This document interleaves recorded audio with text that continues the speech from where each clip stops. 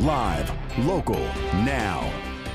This is WNBF News at 6. On behalf of the Lake City Police Department and the City of Lake City, I regret to inform the citizens that we suffered a great loss today, Lieutenant Investigator John Stewart. In performance of his duties, he gave the ultimate sacrifice. Tonight, Lake City is mourning the loss of one of its own. Good evening to you. I'm Eric Weisfeld. As you just heard, officials identifying the officer who died in a deadly chase and crash as Lieutenant John Stewart of the Lake City Police Department. And tonight, we're learning more about the events that led up to that crash and the impact Lieutenant Stewart left on his community. WNBF's Zach Wilcox was at today's news conference at Lake City's Police Department, joins us from there now, and no doubt it is a grim day there in Lake City. Zach? Yeah, Eric, all of the signs of a department going through a day that they hope they never see. You can see behind me here that on the door handle of the police department, there is a black and white bow hanging there, as well as the flag being flown at half-staff, signaling that day that they never want to see. We do have not a lot of details right now about this crash today, but we do know that Lieutenant John Stewart has died because of this impact here. So a lot of the press conference today that the chief put on was talking about the impact that John Stewart left on the Lake City community, serving here for more than 20 years, serving in law enforcement for more than 20 years, most of that here in Lake City. The crash at the end of the chase happened near Lee's Body Shop on North Matthews Road near Highway 22. It still isn't clear where and why that chase began, but Police Chief Jody Cooper says one person of interest is being investigated in this case, but they aren't reporting any arrests at this time. They also aren't reporting any other injuries at this time, but this is still an ongoing investigation. SLED has been out there all afternoon investigating that scene. While SLED continues to investigate, many details are yet to come out, so the chief focused today's press conference on the legacy Lieutenant Stewart left behind. And I'm only hesitant right now because right now I'm at a loss for words.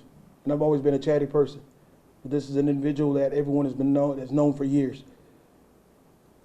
And we're going to make sure we stay in a manner that is befitting of him being professional and respected in the manner in which he performed his duties every day. Again, Lieutenant Stewart had more than 20 years of law enforcement experience, most of that right here in Lake City. Just after the press conference today, they had the police officers coming in and they said that they were going to be briefing the rest of the department shortly after they finished with us. In Lake City, Zach Wilcox, WNBF News.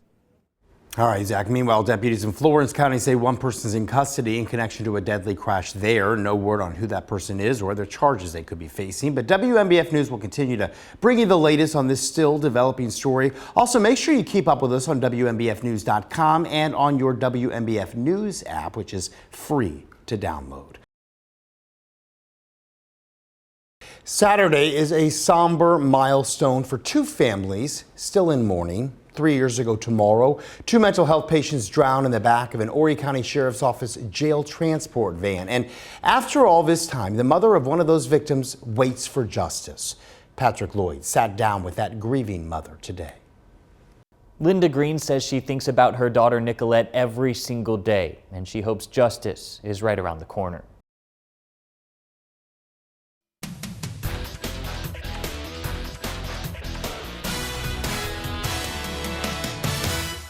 We are just over an hour away from kickoff of week 4 of the high school football season across the Grand Strand and PD. And this week it really is a matchup on the North Strand getting the spotlight in our Extra Point Game of the Week. Sports Director Gabe McDonald joins us live in North Myrtle Beach. Game, those Chiefs sure have been looking great, on a roll this season. Most definitely, Eric. If Matt Reel's team wants to make it back to the state championship game, they'll have to do so with their strong running attack led by Cam Freeman, led by Elijah Vereen, and Tavarius Hooks. Soup is definitely on. All right, tonight on WNBF News at 7, one girl's story of survival, encouraging more research in the fight against cancer in children. That's right after NBC Nightly News. We'll see you back here for your news at 7.